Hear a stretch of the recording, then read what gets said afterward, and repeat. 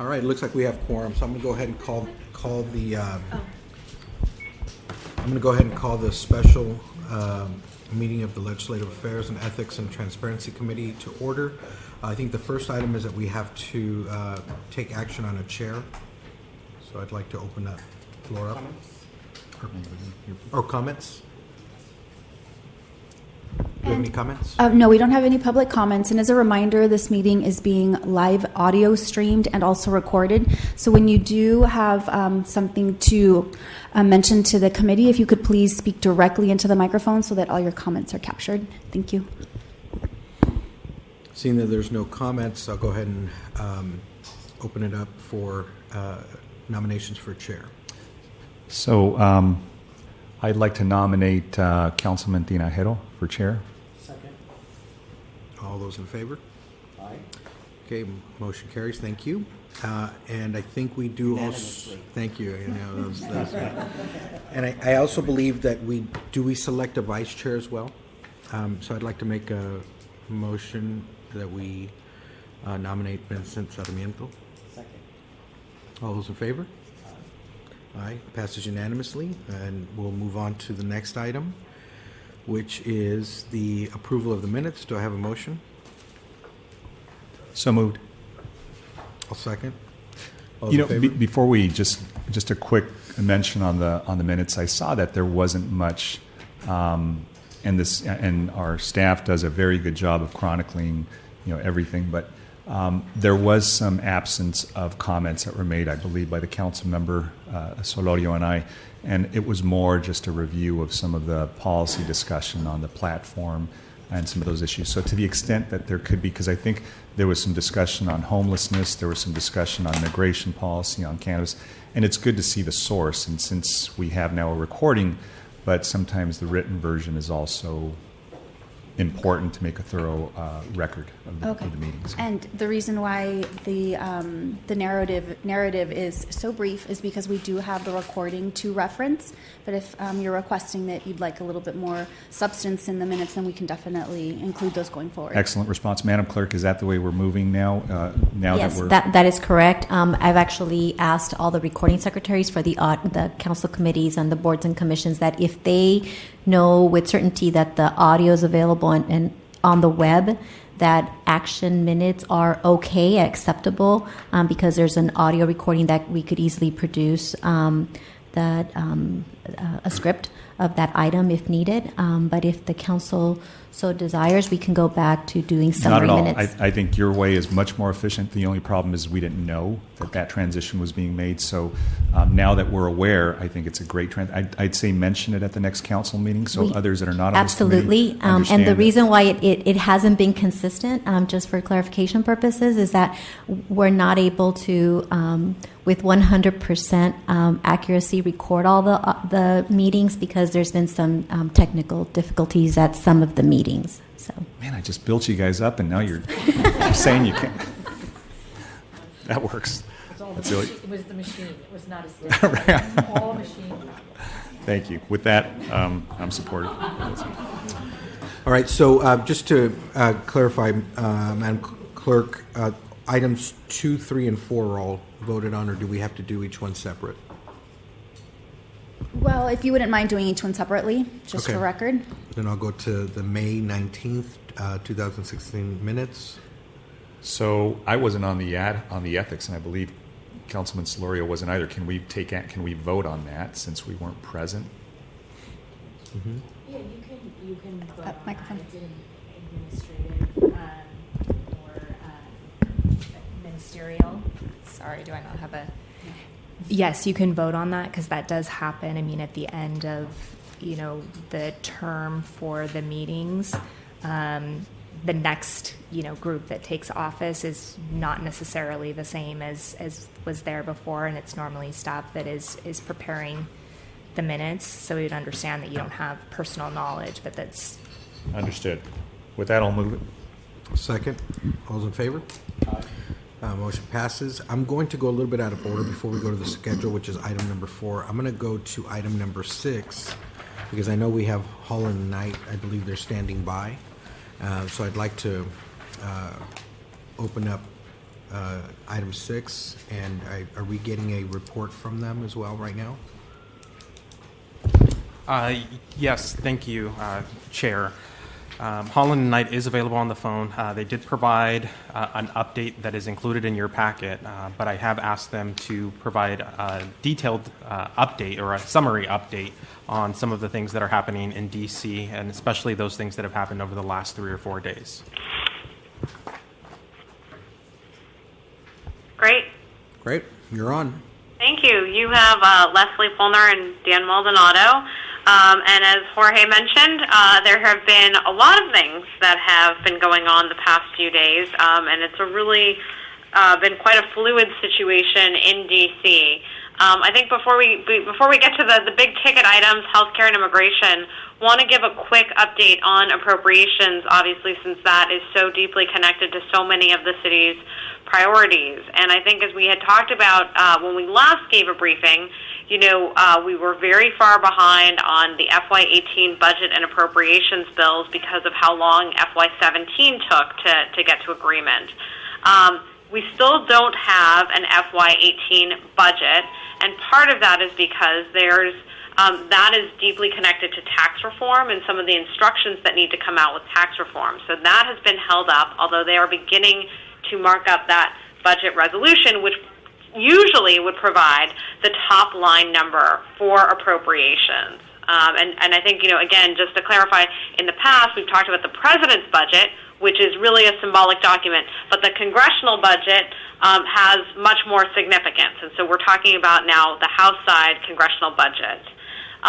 In turn, since that budget is very complicated and they haven't been able to come up with their top line numbers, the appropriators have gone ahead and started marking up the bills. And they, in working with House leadership, they came up with some top line numbers.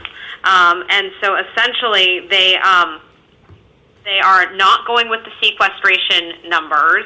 They've done a huge increase in defense spending, and then they've done a $5 billion cut in non-defense spending. And so that cut has been impacting various bills like the Transportation, Housing, and Urban Development Appropriations Bill, which Dan will talk about in a moment. And so that is very tricky that they've gone ahead and done this. One, they've blown, again, they haven't gone with the sequestration caps, which is frustrating to some conservatives on the Republican side. And they are cutting domestic spending, which of course angers Democrats. And so it's a very tricky process to see how they're going to weave this through. They were thinking that they were sort of top line here. They were going to try to get all 12 bills on the floor next week. It's the last week that the House will be in session. They were not able to come to any kind of agreement there. They are now doing a smaller group of bills, which they're calling the Make America Secure Appropriations Act, and they're bringing 4 bills to the floor next week. It's defense, energy and water, legislative branch, and military construction. And so they'll bring that little package, or not so little, but that package of 4 bills, a minibus to the floor next week. Laying out there continues to be the Transportation and Housing and Urban Development Appropriations Bill, the Commerce, Justice, and Science Bill. And so I think Dan will talk just for a minute about a couple of highlights. You've got it in your report, but from those bills, because, of course, those bills have significance for a number of our priorities. So as Leslie was kind of giving you the broad brush on this, I think just on the security minibus bill, one of the things that may be more than just applying the ointment, an important controversial issue is that there's some speculation that the House Republican leadership will take from the Homeland Security Appropriations Bill the $1.6 billion for construction of the southern border wall and put that into the minibus. Of course, if they do that, and it goes over to the Senate with that money in there, it's going to get opposed by Democrats, and of course the Democrats, as long as they stay together as a caucus, will be able to prevent that appropriations from going forward on the Senate side. But it does mean that there will be a clash ultimately with the administration and with the House Republicans over what goes into this security bill, or whether it gets hung up as a result of the lack of resolution on the southern border dollars. So they want two bites at this. In other words, if they fail on that, they still have it in the Homeland Security bill. In terms of the actions that the House has been taking on transportation and HUD stuff, I think there's been a strong effort to try to maintain the programs that the administration had proposed to be eliminated, like capital investment grants, which is the New Start, Small Starts program, HOME, and the Community Development Block Grant as well. The committee has at least maintained funding for those programs,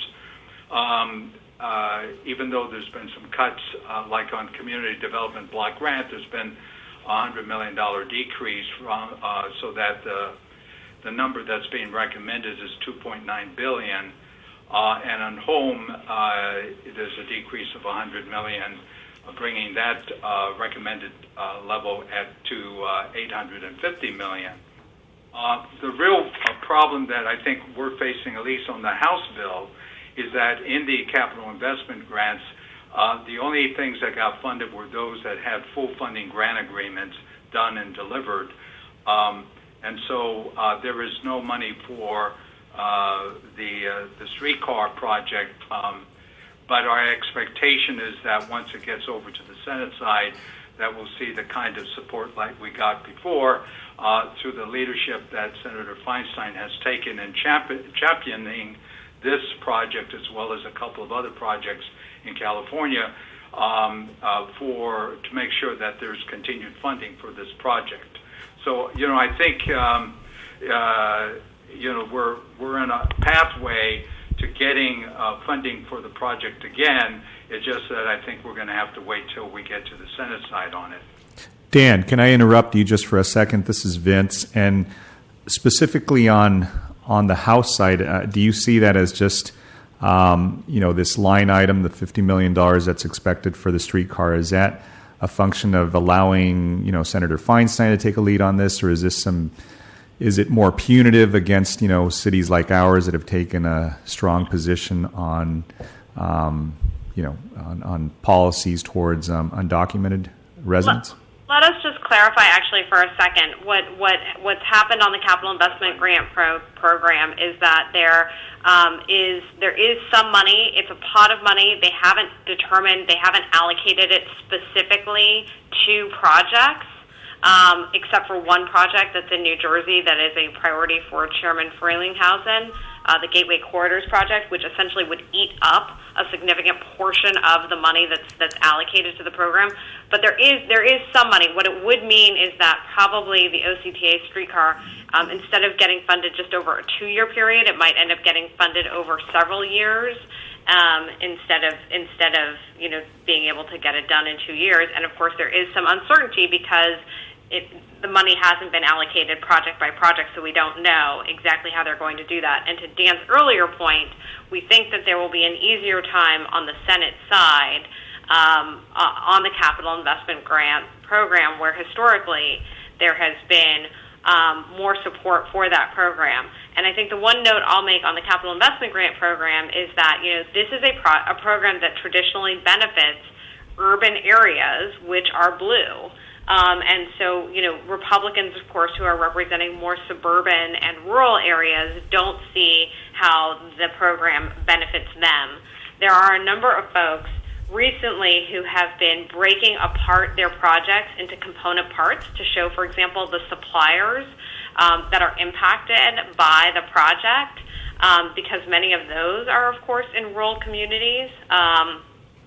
And so have been showing like there's an economic development benefit that happens, right? Like, while yes, the grant is going to come to Orange County, those cars are not going to get manufactured in Orange County. Those cars, may be manufactured in upstate New York or in rural Pennsylvania, right, where some of the major streetcar manufacturers are located.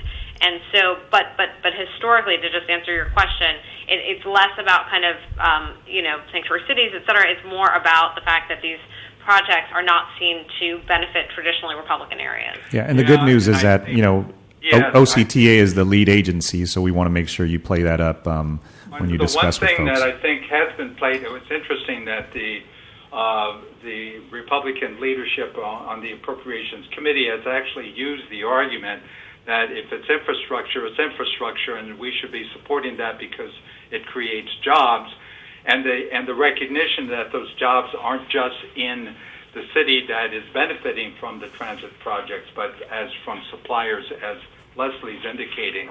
And I think this, as long as we make that very strong connection, then we can continue to see the kind of support that we need to have on the appropriation committees, even among Republicans. Are there any others with questions? No? Any other questions? I think just to briefly run through, obviously you have all been reading in the news the healthcare debacle out here. And, I think both Dan and I feel uneasy at this moment in time saying that everything is dead or that the repeal effort is dead. There is definitely, the Senate is going to be in session for 3 more weeks. And I think Leader McConnell is not comfortable with it where things stand. And, of course, you've seen the president trying to put pressure on Senate Republicans. So the path is not clear at this moment.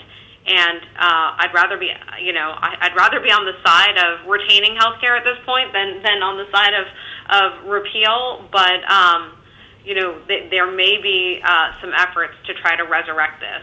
Right, and in addition, at least on the good side, is that there seems to be, at the moment, a stronger message amongst some key Senate Republicans about the need to be bipartisan. I think Lamar Alexander, who is the chair of the Health Committee, the Health, Education, Labor, and Pensions Committee, or just the other day announced that as soon as they finish with the voting debacle, that he would begin to hold hearings on options to fix ACA. So, that's a hopeful sign, but again, anything is possible, and until we see this finally come to closure, it's still up in the air. The last piece that we'll just say is just on immigration. You've obviously seen, you may have seen the Supreme Court decision that came down today upholding the travel ban, but saying that there needed to be broader exemptions for family members. There was a report today about immigrations and customs enforcement.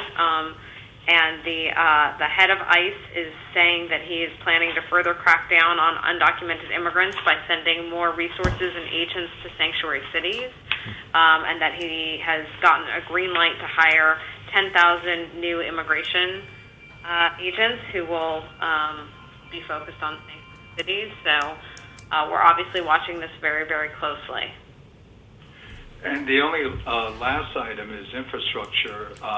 And it's anybody's guess when we might see that begin to take some movement here. I think that tax reform is going to take the stage here very quickly, and it's just the question is whether infrastructure gets pushed or whether we use the appropriations process to try to do some things that can be called infrastructure.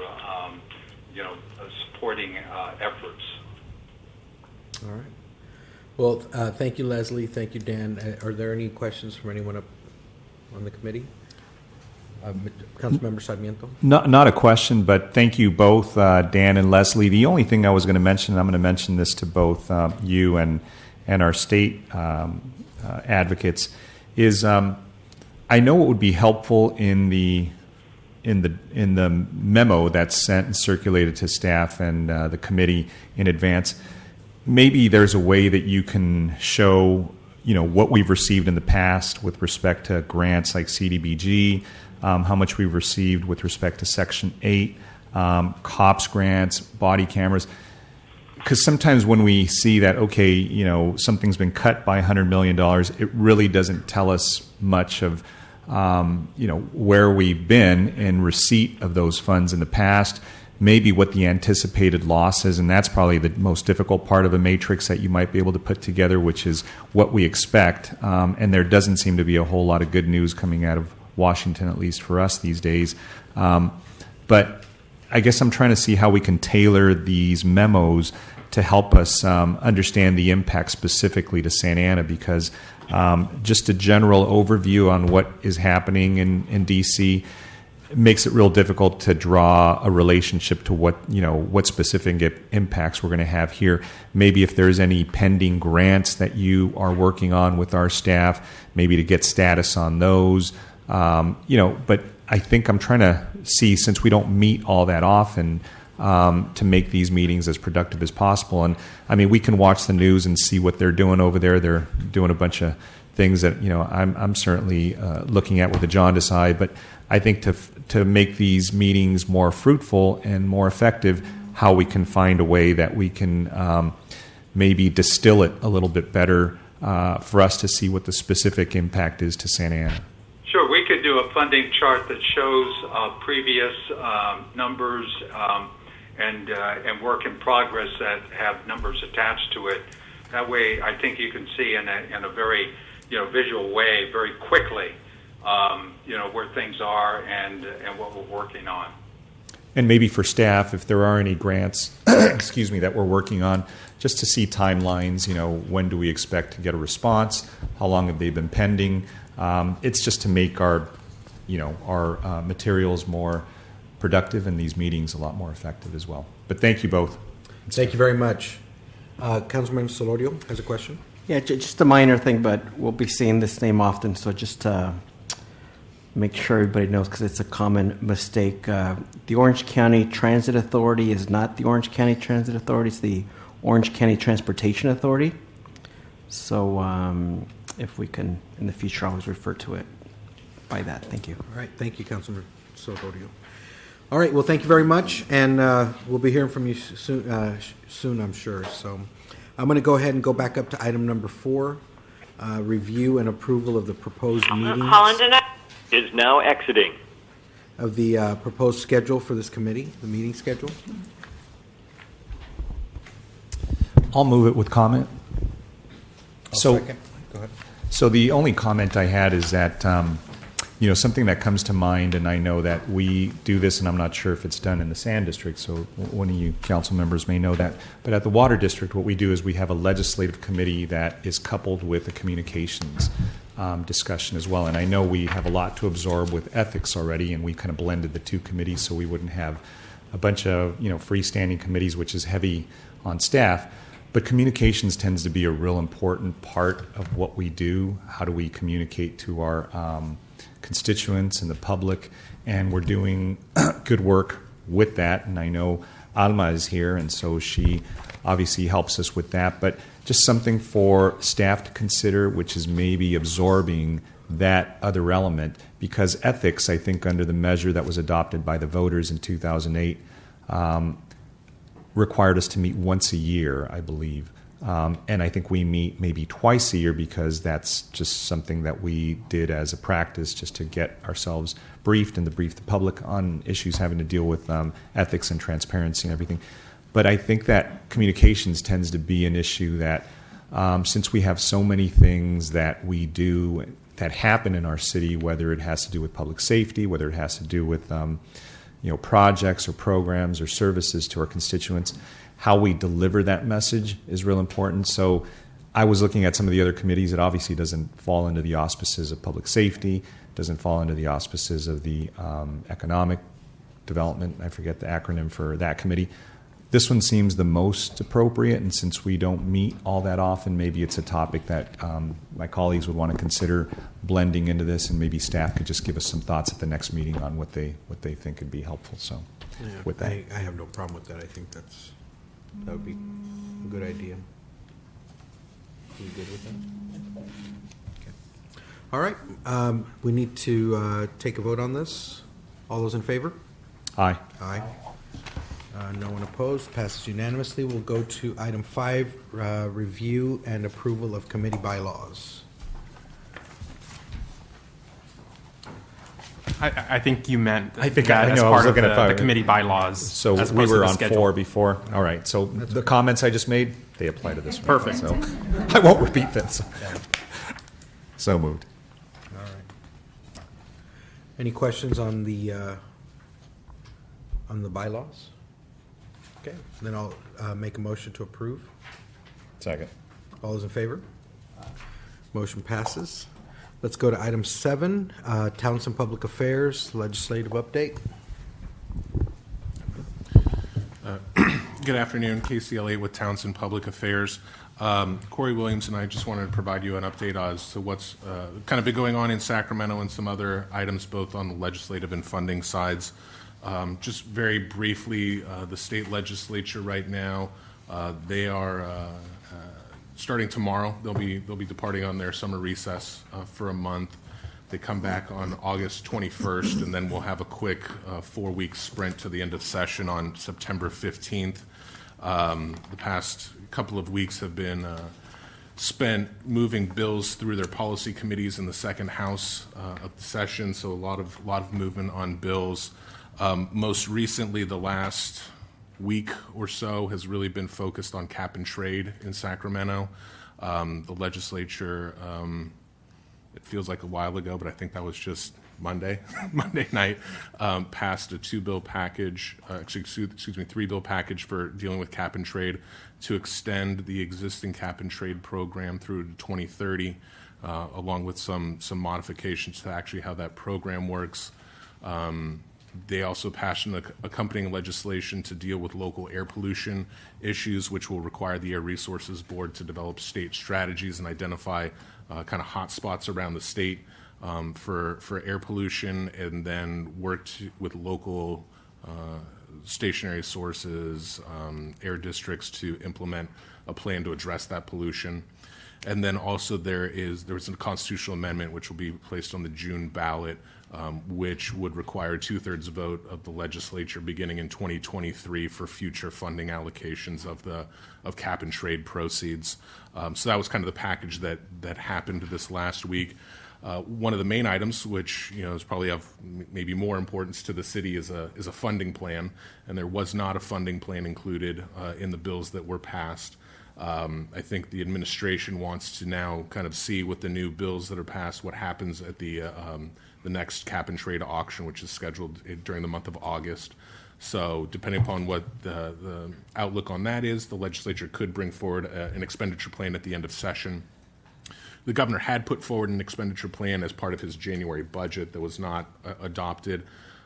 There are some items, high-speed rail, Strategic Growth Council, which just receive a continuous appropriation, so they don't need any dedicated funding. So depending upon what the auction proceeds look like, the governor and the legislature may just opt to wait for next session in January to include whatever remaining funds are left from this year and just do a larger expenditure package next year.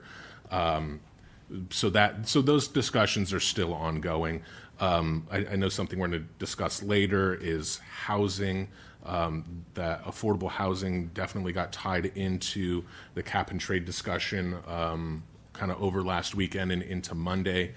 So there's a possibility that there'll be more additional housing funding that's going to come available out of cap and trade proceeds. The logic being that if people are closer to public transit and workspace, work areas, that they're creating less greenhouse gases. So that's kind of the nexus there. So it was seen as a very big win for the governor. Obviously, something he's been pushing very hard for, and we're able to piece together a bipartisan vote. Ultimately, I believe 8 Republicans ended up voting for it. So in the idea of Republicans and Democrats can work together to get something done, we've at least done that a little bit here in Sacramento. Since we last met, a couple of other things wanted to briefly mention.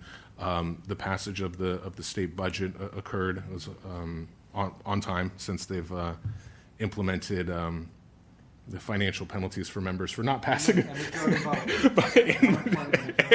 and majority vote.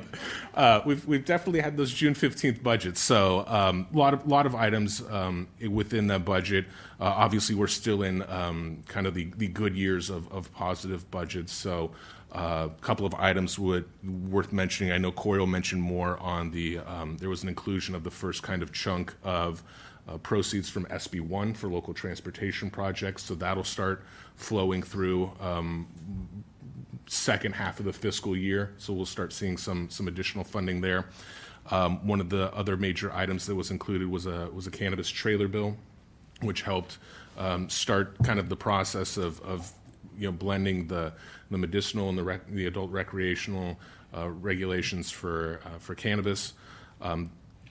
Based on actually my colleagues with the governor's office this afternoon, there's already talks about additional tweaks that are going to be needed to the trailer bill to deal with some outstanding issues.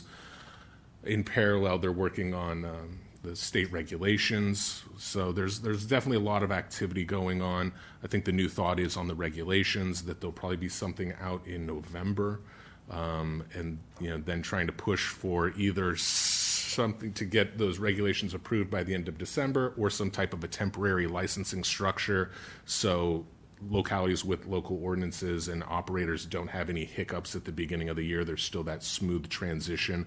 But honestly, a lot of that stuff is still being developed and being worked on between the governor's office, the legislature, and then Ms. Ajax's bureau over there. So to be continued.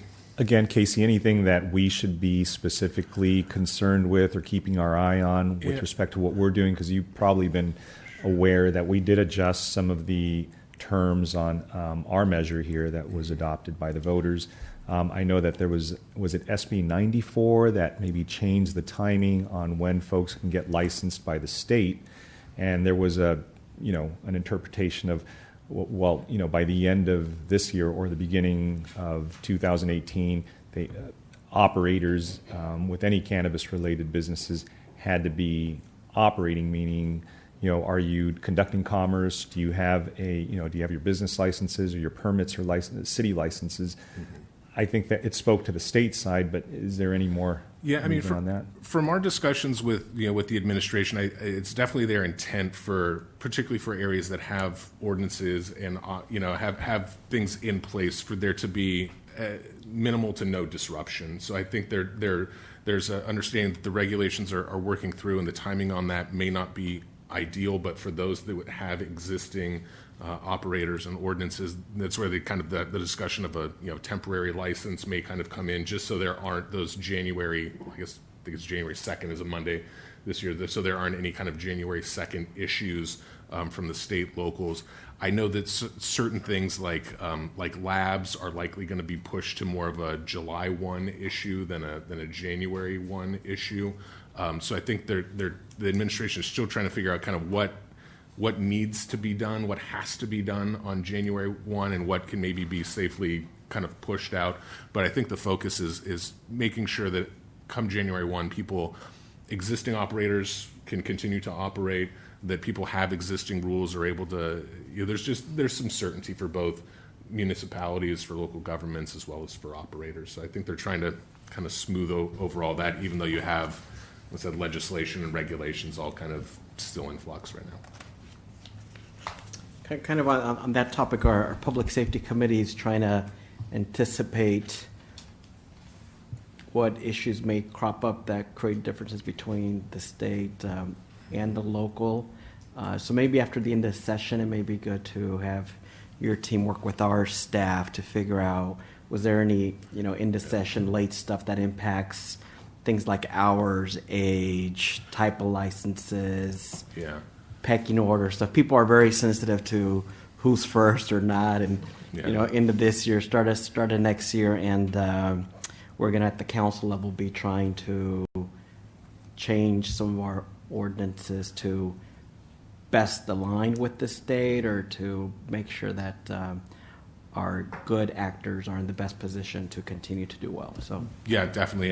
And I think, from our indications from the governor's office is they still kind of want to look at some of those technical issues on defining premises and some of those things. So I think there likely will be some form of probably more of a cleanup of a technical issues bill here at the end of session. So yeah, we can definitely coordinate with staff and make sure that we're all on the same page on that. And one last thing, seeing members of the public here who've been also trying to address us on some issues with respect to, containers and things that are debris that are being tossed out. Maybe there's a way that some language can be included as these things are fluid to try to address either, recycling or labeling. But I know it's been a problem here in the city, and I'm sure it's been a problem in other cities that work with operators. And again, I think we have a good group of responsible operators, but we want to make sure we hold them to a high standard. And maybe it's something that legislators just need to maybe add as some other additional conditions. And things are going to be surfacing all the time, but this is one of them I know that we're dealing with. So. Yeah, definitely. I don't know that that recycling is labeling and making sure clear delineation of products and tamper-proof packaging and things have definitely been a key focus of the state and things to worry about. But I can definitely bring up the recycling. I have not heard some of those associated issues. Just quickly, and I know we're going to talk about SB 35 later, so I think I might save some of my comments, but just one of the items, affordable, now that cap and trade is finished, it looks like the administration and the legislative leaders are going to want to try to focus on doing something regarding housing and affordable housing at the end of session. In parallel, we have the No Place Like Home process is still moving. Draft guidelines were submitted earlier in the year, and comments were due at the end of May, which I believe the city submitted comments on. Those final guidelines are due out anytime now, this summer, with the idea that those would be finalized then within 30 to 60 days after they're issued. The state does need to get a court validation before they can release those funds. So the state is definitely motivated to wrap up those guidelines, begin the court process. At this point, the idea is that the NOFA would be released next summer, the summer of 2018. Could obviously be quicker, a shorter or longer time frame, depending upon how long the court validation process takes. But that the funding for the homelessness should be coming through the state down to the county and local levels, hopefully by mid next year. In addition to kind of the other housing related items that we'll talk about shortly. I think with that, I'll let Corey kind of add on some other funding related items. Thanks. As Casey mentioned, the California Transportation Commission is starting to conduct their public workshop process for allocating SB1 funding. We've been attending their public meetings, most recently as yesterday, and they're looking at about 5 initial core competitive and formula funding programs to start getting money out on the streets. I was with the CTC last week with some of their executives, and they have all been given very clear direction to get money on the streets as quickly as possible. In November is when the gas tax will increase, and at that point, the administration and the legislature would like to point to projects in progress so they can make that direct correlation to the public about their money going to good use. Of most interest to the city is the Active Transportation Program. You will all likely remember the city has been very successful in that program. SB1 provides an increase of $100 million annually to the ATP program, which is about an 80% increase overall. The 4th round of that program is anticipated to go out in June of 2018, which is consistent with how that program has run in the past. However, with the passage of SB1, there is a cycle 3.5 that's going to come in between the applications that were due last round and the 4th round of funding. So the CTC has a pot of $200 million that they will be putting towards this cycle 3.5. And the emphasis of funding will go on projects that were not funded in Cycle 3. So the city submitted 5 applications in Cycle 3. 2 were successful for about $8.5 million. But there are 3 other projects that were unsuccessful. The focus of this $200 million is to go towards the unsuccessful projects with a focus on projects that can be delivered now. So there's an updated application process. We're working with staff to see if any of those 3 projects will be eligible, to see if we can slide in and get a piece of that $200 million. On the kind of water side, I also wanted to touch on the Integrated Regional Water Management Program through SAPA. That's Proposition 1 money. About $48 million is coming to the IRWM program run by SAPA. SAPA is in the process right now of putting together their pillars, which will dictate what the eligibility criteria are for this next round of funding. There's 10 pillars that they're looking at. We've been involved in their stakeholder process, and there's a couple that we're targeting for city-specific projects. The highest one I can highlight is the water use efficiency pillar. We're looking at an opportunity to include AMI implementation as an eligible expense, so that project that the city has on their strategic planning list can fit for funding. The first round of that program is expected to be released in spring of 2018, so that process is going on now, and we've been working with staff through that as well. With that, we're happy to answer any questions you may have. Anyone have any questions?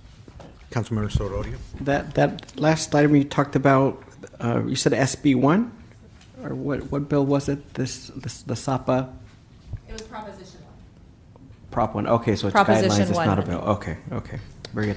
And then another item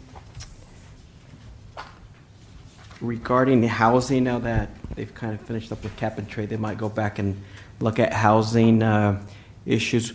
One of the areas of concern that I have that I think cities need to look out for, and it was brought to my attention by one of our constituents who reads a lot and shares a lot, is this idea that oftentimes when Sacramento thinks about like transit-oriented development and just transit in general, people kind of envision, a train station or rail, something big, but all the legislative references to transit really means it could even be bus service.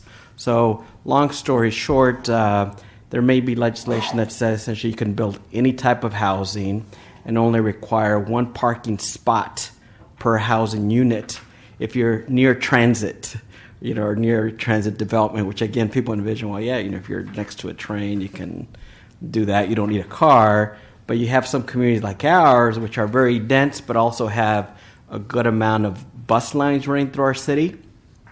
And so if you're within, half a mile or whatever of a bus line,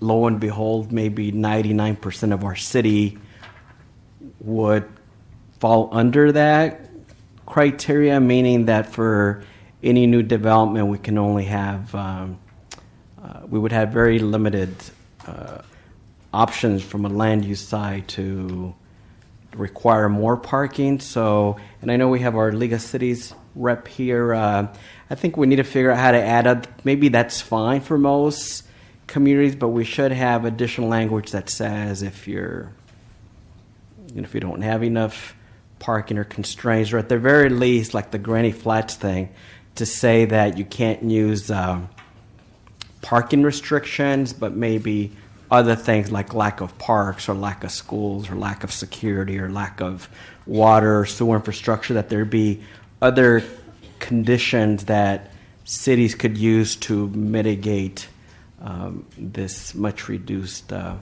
requirement. If folks can kind of look at that, that would be appreciated, because it's one of those things where they slip through and people don't think about it until it's the law, like with this Granny Flats thing that we're trying to deal with, and it's complicated and expensive to work our way out of it. But again, at least in the Granny Flats law, there were some exceptions. Thank you. Anybody else? Councilmember Sarmiento. Yeah, thanks, Casey and Corey. And so, I'll just say the same thing I said to H&K, so I'm not going to repeat myself too much more, and just to staff and maybe both are advocates, maybe find a way to draw a closer nexus on what we're talking about to how it relates to the city. I think we're making some progress because we're seeing how positions we've taken on certain bills, and it helps maybe sometimes to put maybe in parentheses real quickly support, oppose, watch, whatever our status is on some of those.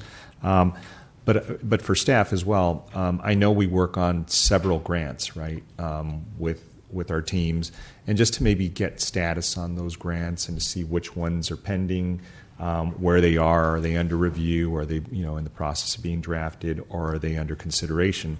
A lot of times we can, if we know members of committees or members who are on committees are going to be reviewing those grants, a letter, a phone call, some help on our behalf, but certainly, I'd certainly think we could take that on.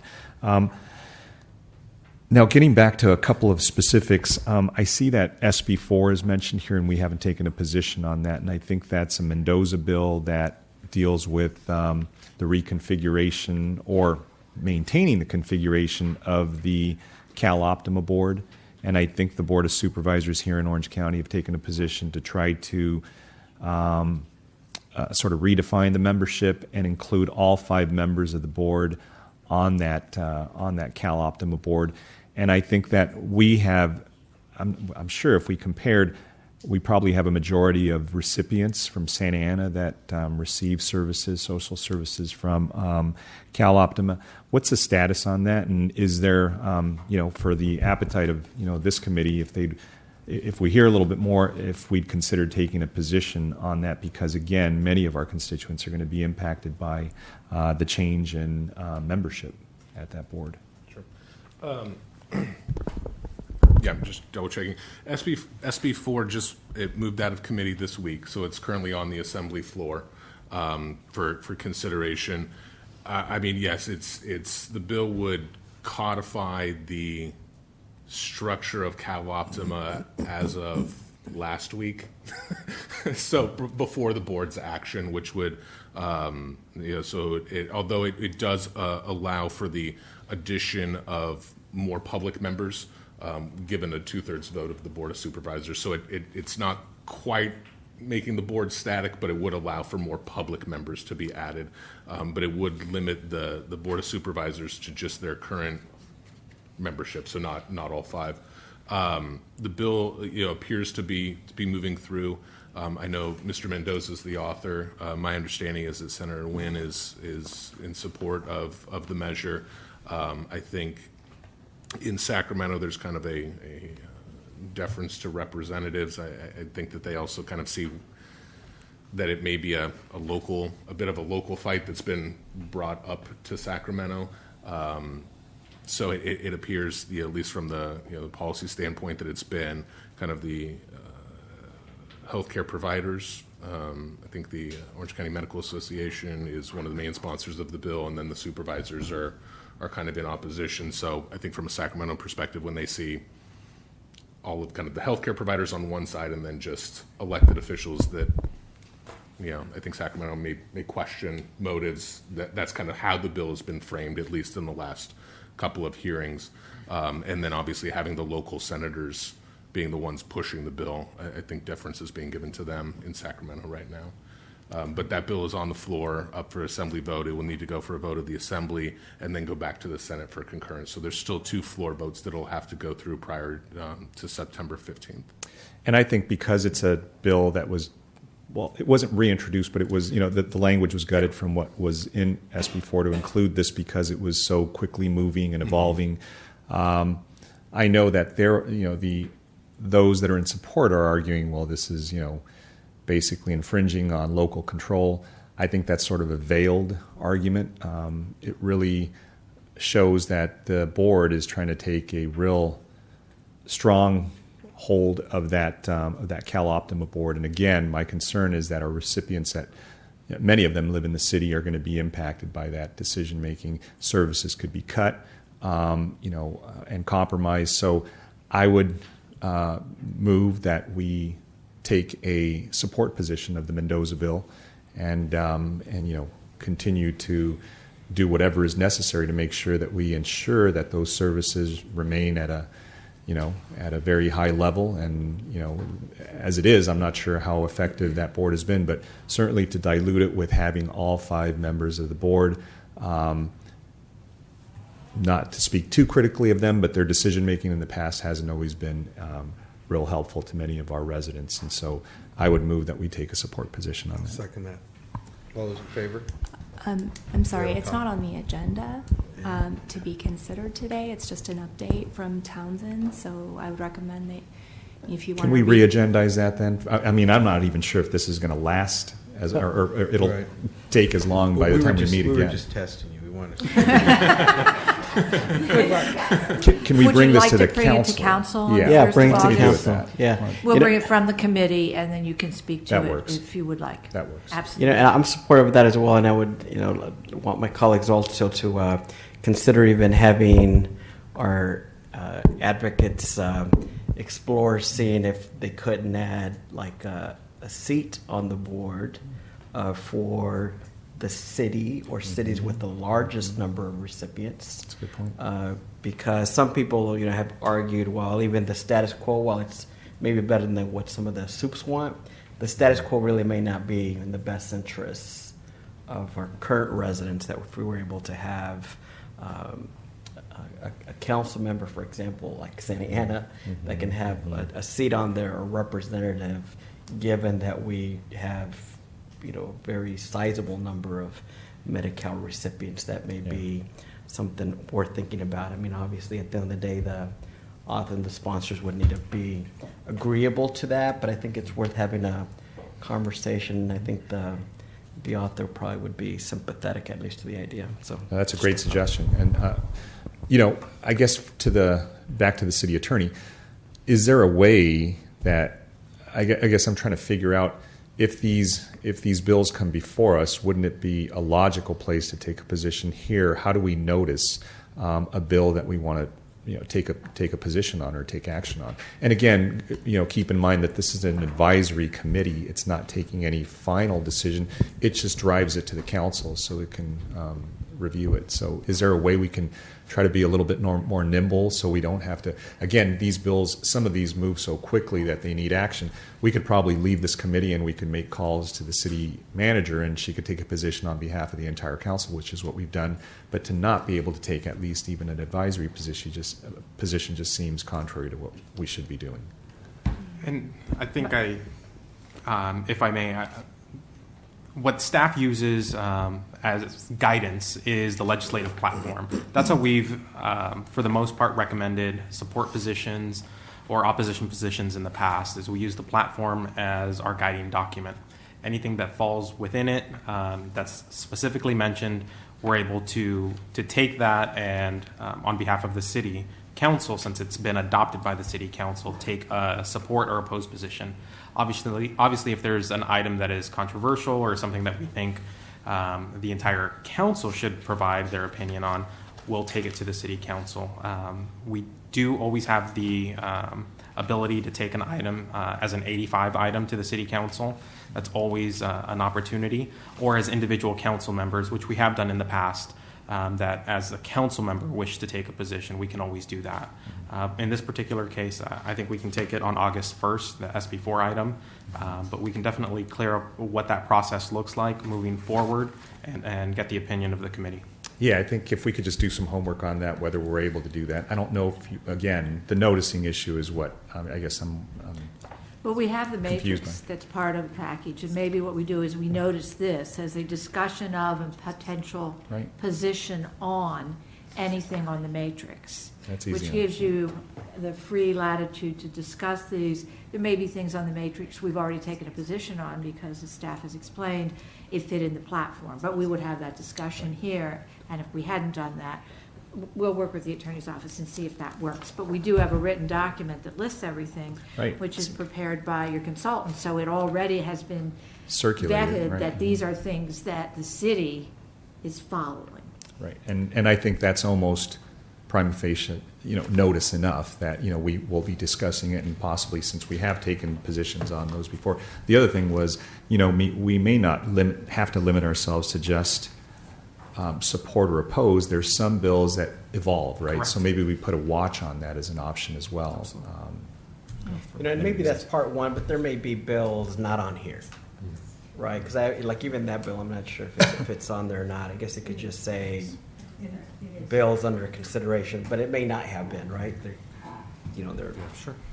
500 bills Yeah. not on here. That may be a hot topic, as of yesterday. So maybe there's just some general description of any bills being considered, and We can work with our legal but department figure and our out the consultants to right figure out language, a, yeah. a Or at way least to to give us give, or at least to flexibility. give direction, and then you figure out whether it goes to city council or whether if it's under the platform that may work. So. All right, thank you. We're going to go ahead and go on to item number 8, League of Cities briefing. Thank you, Chair Tinajero and members of the committee. Tony with the League of Cities provided the committee a matrix of our high priority bills. So you can see as we enter essentially the halftime of this legislative session, what are the major bills that we're tracking and what to expect for the second half. I just want to highlight 2 bills in that, one dealing with medical cannabis, AB 64. We're in opposition to this bill along with the California police chiefs. We're asking for some amendments to deal with some advertising restrictions and impacts to youth. And we're also asking them to clean up the definition of delivery. If we don't get those amendments, we're going to continue to oppose AB 64. The other bill I wanted to bring up is SB 649 by Senator Hueso. This bill is sponsored by AT&T. They're basically saying they're trying to implement a 5G network. What it does is it would strip your local controller to authorize the time, place, and manner over cell towers. They could literally put one on City Hall. It's an AT&T sponsored bill. The bill is moving out of committee unanimously, and we're trying to get as much opposition as possible. So we're still opposed to the bill. And I understand the city is opposed to the bill as well. So we're continuing to oppose that bill. In terms of what went down with the budget and the governor, the league, one of our big priorities this year is affordable housing for our workforce and homelessness. We're in support of bills that would help achieve revenue for these efforts. SB 2 by Senator Atkins, which would put a $75 real estate fee on certain real estate transactions to generate $250 million for low-income housing. We're in support of that bill. We're also in support of Senator Beal's SB 3, which is a $3 billion bond for affordable housing. The governor and legislative leadership basically said we're not gonna take a vote on affordable housing until the second half of session. We don't know what that's going to look like or what those dollars are going to look like. What the governor's made clear, though, that if there is going to be any funding, there's going to have to be some type of CEQA reform. So we're going to see if those two are going to be linked together. The last item I just want to bring up is what was already mentioned, SB 1, which was a transportation deal. The league was in support of that deal, but just some politics for you all to consider. Assemblymember Travis Allen threw his hat into the governor's race. He's going to be running for governor, a Republican here out of Huntington Beach. He also received title and summary for a repeal of SB 1 for the November election. So that's going to be in play. He's running for governor. He's going to get a lot of free airtime. And there was a survey that was done on SB 1. I believe 68% of the public that was surveyed is in opposition to it. So there's high public opposition to it. There's a repeal measure that's going to be before the November ballot. As I mentioned, the league is in support of it. We're going to be running a ballot measure of our own to protect those transportation dollars and make sure that they're going to cities and to roads and not to other projects. But that's not going to be until the June ballot. So just keep in mind there's going to be a potential repeal of SB 1. We're going to be fighting against it. So just wanted to highlight those dynamics in play. Finally, just wanted to highlight a crisis communications workshop that the League, the Institute of Local Government, partnered with the City of Santa Ana to do. It's going to be taking place August the 17th. I want to publicly thank the city for hosting us and just wanted to provide you all the announcement.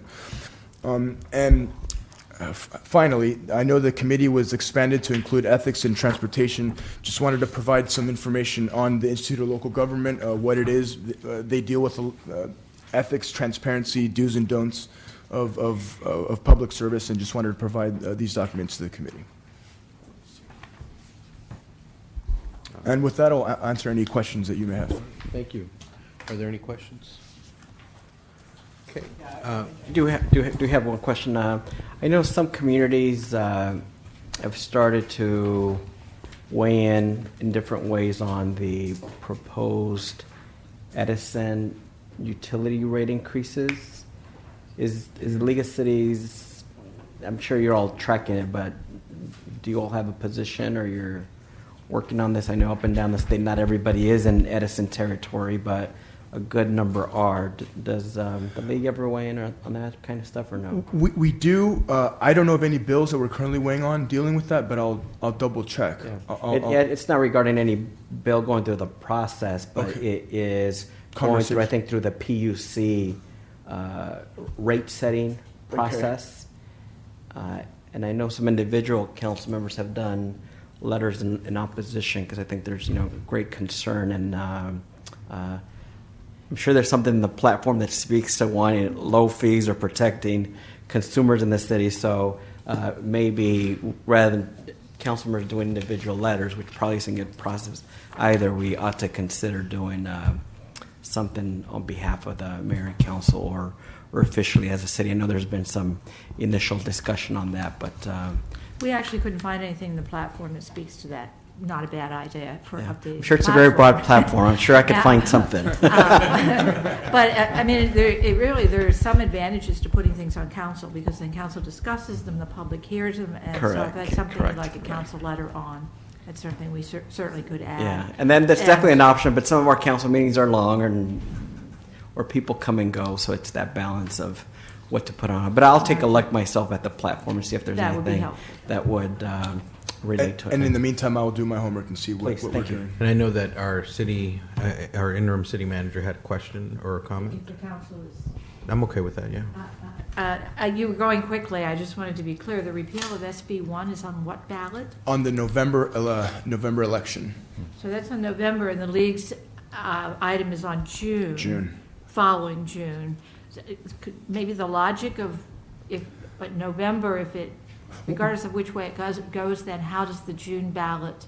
Because it couldn't reinstate it, or no, it would essentially be repealed by the voters in November, which is why I'm bringing it up. Yeah. So then, what does the June vote do? The June vote would essentially constitutionally protect those transportation revenues to ensure that so if they survive the November ballot, then it's a constitutional protection of them. Yes. Okay. So you're talking about November 18 and June 20, or what? This November 17 is going to be the repeal of SB 1, and then they can get signatures and get the Secretary of State to get it all done by then? I believe Mr. Assemblymember Allen already received title and summary. I think he got it last week, if I'm not mistaken, which was surprising. Right. So which is why I mean, I get that part. I just don't know that signatures and the rest of the process they can get it on by this November. So maybe we'd have to relook at the calendar. I'll double check. Yeah, but that sounds tough to believe. So. I'll double check, but that's what I heard. But I'll double check and confirm. Great, thank you. Maybe we should consider putting a necessary and proper clause in our platform. That way we can be a little bit more flexible on things. Well, thank you very much, and that'll take us to item number 9: review and discuss Senate Bill 35, affordable housing. Perfect. Thank you, Chair, members of the committee. At the request of one of the committee members, we were asked to take a deeper dive into SB 35, the Affordable Housing Streamlined Approval Process Bill. It has been moving in the last couple of weeks. As currently written and amended, and last amended on July 14th, the city's position, based on the legislative platform, would be to recommend an opposed position. We do feel that there are a lot of elements here that really drive at local control. We have spoken with both our planning and building department as well as our housing staff to receive their concurrence with that, the impacts that it would have to the community, obviously to the region as well. A lot of the elements here are tied to RHNA numbers and hitting some of those targets in terms of how the process would be handled, both on the review process, but as well as on once an application would be submitted, and how long a developer could potentially tie up a project. In some cases, a developer with only adding 10% affordable housing to their project could tie up a property for 3 years. And in other cases, if they're providing more, there's really no indication on how long that could be. So it really, from staff's perspective, and our recommendation is to take an opposed position. Now, there are some things that are changing, and as Casey mentioned earlier in his report, the governor did come out with a statement that they are looking to package affordable housing potentially in a different way, and that will most likely come after the summer recess. So that week of August 21st, we could definitely see some movement. If SB 35 were to be changed, or if there were to be some package deal or a new bill where they'd be merged, SB 2, SB 3, and SB 35, or some combination therein, then it would be an opportunity for staff to take a look at what is presented, work with Townsend, and work with the City Council on if we should take a different position. So right now, our recommendation would be an opposed position. I don't know if there's anything that Casey wanted to add. No, just that regarding kind of those extenuating circumstances, the governor and speaker and pro tem have indicated that when they come back from recess and at the end of August, that affordable housing is going to be of highest priority.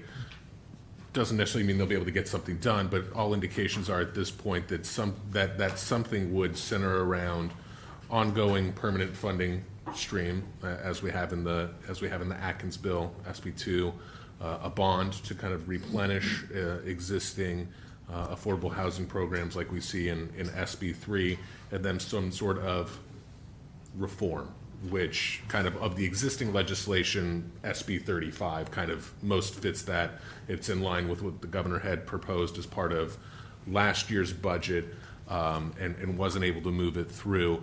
I think, as Jorge said, I think on its face, SB 35, there's a lot of problems with that bill. It does get to some of the parking issues. It does indicate that any bill or any project that moves through that streamlined process is limited to one parking space. And if you're close to transit, you don't have to have any parking spaces. So it's definitely very restrictive on those types of things. I think the question then becomes, now if it's packaged with some of the other items that are in the platform, like permanent funding, permanent funding source for affordable housing, or funding for some of the other programs that the city has been able to access in the past, does that offset some of the issues that may be brought up with SB 35? Right. So I want to thank staff for putting it on the agenda, and I had requested it, but also it was because another council member had been tracking it, and so at their suggestion, at her suggestion, I wanted to have this as a discussion item as well. So I'm not comfortable with the opposed position on it yet because it's a fluid bill. I think maybe this is one that's ripe for a watch position, depending on what happens. But I think that the intent and the spirit of the legislation is to motivate communities to start introducing, affordable units, right, for communities like ours that are having a real difficult time trying to find some affordable housing. I think we've done a good job, and I think all of us here can attest to that. But I think there are communities that haven't done as good a job, and their RHNA numbers are deplorable, right? Ours, I don't know what ours are right now. I would think that what we have in the queue, what's been done, is probably not as egregious a disparity as some other communities. But I think that I want to see affordable housing not only in our community but in our neighboring sister communities as well. So I think it's important. We don't want to obviously completely remove our local control on these issues, but there's tension here. We ourselves don't move as quickly as we should on review and approval on some of these projects, and we have some difficulty, as was mentioned, with parking and some other conditions. So I would just say, based upon where we are, based upon where the bill is, I would recommend a watch rather than an oppose. So that would be, again, Madam City Attorney, that's probably something that, since we have noticed, we could take a position on. It's one of our platform issues. So yeah, I would say let's move it on that. And before I know, Councilmember Solorio has a couple of questions or comments. I have to get back to work because I am on my work day. So I am going to pass over the chair to Councilmember Sarmiento. Go ahead, Councilman Solorio. I want you to stay, though. At least for the vote. No, I'm just kidding. I know you need to get back. I would just make the point, maybe even with a watch or no position or pose, maybe we should just find the kinds of things we like in these type of bills or not. Obviously, we like the funding. We want to see other cities build affordable housing so people do their fair share. But there may be elements like the parking thing. I think that's bad, and I mean, you're also not saying support, so maybe a watch is okay, but to the extent sometimes that we just give our advocates flexibility on saying the kinds of things we like or don't in these, because at the end it's going to be just smorgasbord of different things, and so it might be good to begin to think what kind of things we like or don't. And maybe that's for the future, and maybe a watch is fine for now, but, watch what you wish for, because some of these things may come back to us. So. All right, well, there's a motion on... That sounded like a second. I don't know. Yeah. but with right. that concern that our advocates. So there's a motion and a second. All those in favor? Aye. Aye. Okay. Thank you. So as we see the councilman leave the room, we'll move on to our last item, I believe, which is item number 10, and that's for the Madam City Clerk. Yes, thank you, committee members, members of the public. What you have before you is our 3 options for your consideration regarding the city's code of conduct and ethics policy that was approved by the voters back in 2008. So option 1 before you is to continue with a values-based the resolution that was approved by the City Council. No sanctions in place, and it just holds all the appointed and elected officials accountable for their actions. Option 2 is a model after the City of Los Angeles censure policy, which is a very simple process. Basically, the council members or elected officials can submit a letter requesting that an official have an informal hearing by the city council. If the ethics committee finds that there's enough reason to move this forward to the council level, then it's agendized for the council to consider and approve a resolution if they do have enough findings to hold that council member or elected official responsible. Option 3 is a more detailed process. It has investigative powers. There's 3 levels of censure that could take place. So it's a lot more detailed process, but that option is before you for consideration. Thank you, Madam City Clerk, and I'll open it up for comment, if any. I guess just a question now, because I know this overall ethics policy went to the voters and with flying colors, I'm sure, passed through, and so the assumption would be that if there are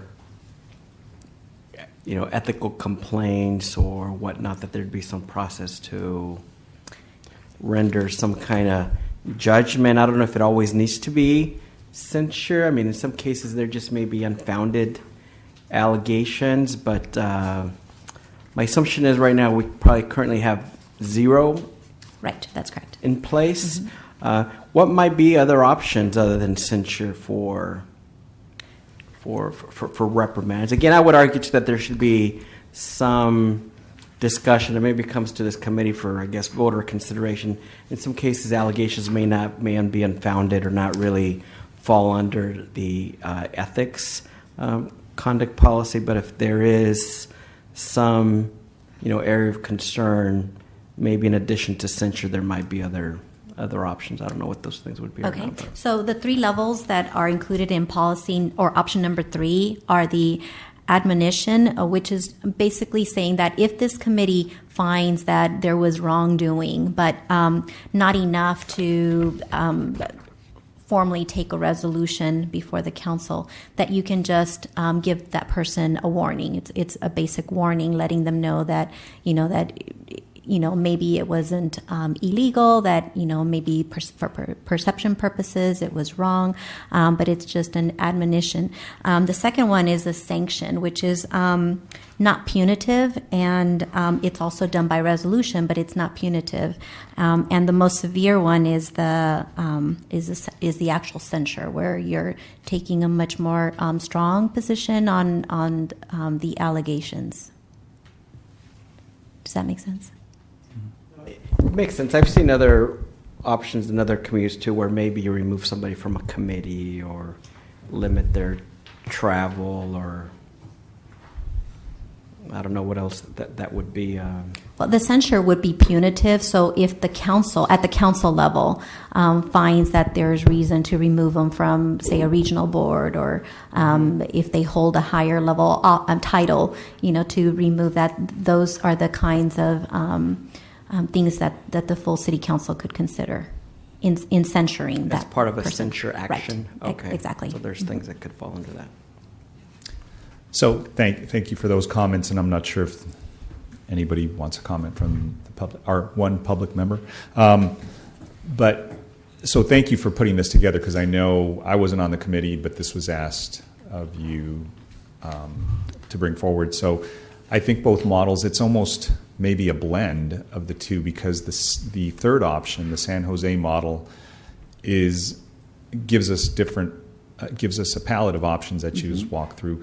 But the process is really right. It's a more detailed. Right? It's a more detailed process. It's almost an evidentiary hearing that you're holding both here and possibly at the council, right? Where there has to be some prove up, some proof shown.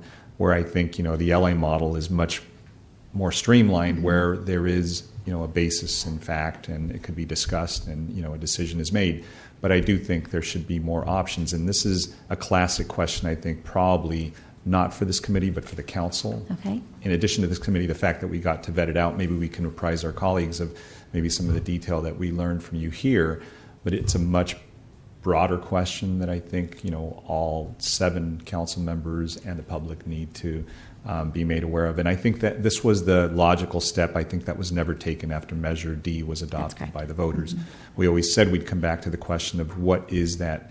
What, if anything, are we going to do if there's anything found, if there's a finding of, of any sort of wrongdoing, something having to do with moral turpitude, whether we take these decisions. So I'm not sure if this has to be voted on to go up, or maybe we just recommend that, it does go up to the council for some consideration. Or do you think that it would be better? Because we may not be tackling these issues again for another 3 months before we get back here. I don't know when the next meeting is.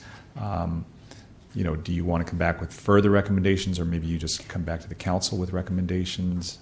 What we can do is we can bring these forward to the full council with these 3 options, whether to continue the status quo, which is a values-based code, or to adopt option 1 or 2, or if this committee feels that more research is needed, more options for consideration. These are the 2 better ones that we found. We did look throughout the state to see what other models were available. These were the 2 that the former Code of Conduct and Ethics liked, and they instructed staff to prepare these 2 models and bring them before the committee for consideration.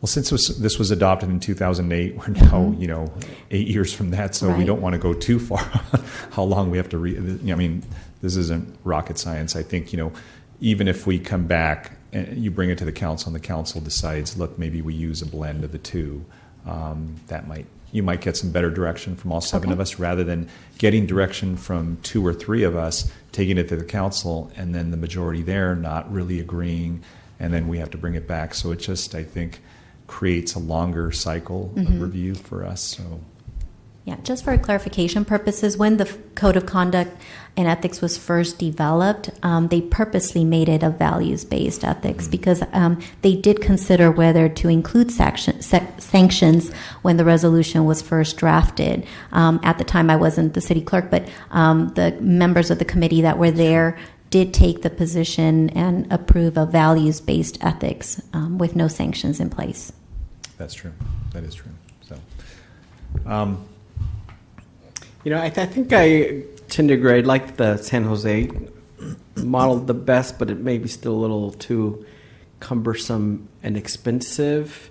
Maybe the staff can try to figure out how to refine and simplify, and maybe a hybrid thing too, because I do like the idea of having different options and process and all. But boy, that process itself seems like it may take 2 years going through that, and so that is way too much.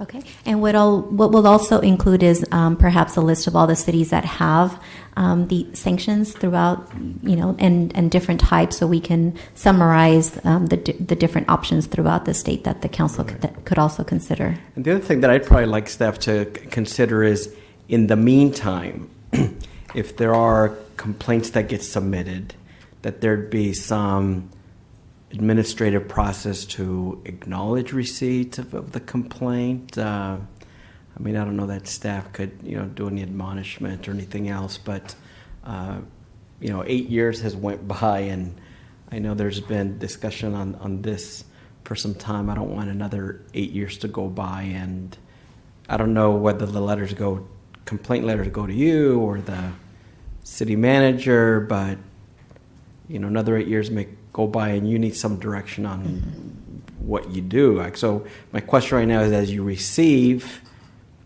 letters of concern or complaint, do you do any kind of response or acknowledgement, or what are your options currently? Yeah. I haven't received any. I know that one was filed with the city manager's office late last year. That letter of complaint has been withdrawn. But as far as I'm aware, there are no other pending cases. Okay, I wasn't aware that it was withdrawn. It was just withdrawn. But even when the letter was submitted, did we write a response back to at least say that we acknowledge it? Maybe at least we should say, hey, we got it, and we're going to consider it something. I don't know. That's a good idea, and I can't Right. speak to whether it was or wasn't, Right. but I will certainly check and find out. But a letter of receipt would be very appropriate. At least before a formal policy is created. So just the thought. So in the unlikely event that we receive one, we will do that, but hopefully once we put a policy in place, that will not necessitate the need to do any receipts back. So it sounds like, Madam Clerk, you have, consensus or support to bring this to the council with maybe some options. My fear is always, an abuse of the process, right? We get people who are randomly submitting complaint letters because somebody, I remember somebody not liking the fact that I spin my pen. So I probably will get a lot of complaint letters about that because I spin it constantly. Remember that? Yes, I do. One thing I wanted to point out is that the policies drafted do say that the complaints come from one of your colleagues. So it's a complaint received by a fellow council member or elected official. It's not by members of the public. So if you want to open up that, then that's something that would have to be amended in the draft policies that are prepared. Understood. So we'll revisit that when it comes before council, and thank you for that report, Madam Clerk. And that brings us to the end of the agenda. Any comments from our committee? Again, just I'd like to continue the dialogue with staff on this Edison rate thing, because individual council members writing letters, 7 instead of the city doing 1, does not seem to make sense. So we'll find something in that platform that maybe can work, or if not, maybe we do 7 individual letters. But that is all. Great. My only comment was, I forgot to mention, we were discussing the SAPA, was it Prop 1? I know there's a bill that Tom Daly is carrying, which is the Santa Ana River Conservancy, and I know we had spoken about how we can work with OCWD on possibly, addressing some of that. And I think, Congressman Correa back then, Senator Correa was working on something like that with the Water District and the city. I think there's an appetite to, maybe work with Assemblyman Daley. So whatever you can do there. And I got a call from a constituent about drones, a drone being in their backyard. So we're probably going to get close to looking at regulation on that. I'm not sure if there's a state policy or a state bill that's circulating, but I know, a lot of locals are having that issue to deal with, privacy rights and, just the right to have those infringe upon people's properties and, their. There is a federal bill that Dianne Feinstein has introduced, and we can ask our lobbyists there to look at that regarding drones and trying to separate into jurisdictions what people do. So I think that bleeds into the next item, which is future agenda items. So maybe the drones and the Santa Ana River Conservancy might be some future agenda items. Council member, anything for the future? No, not at the moment. Sounds good. And with that, we're adjourned to September 20th. Thank you all.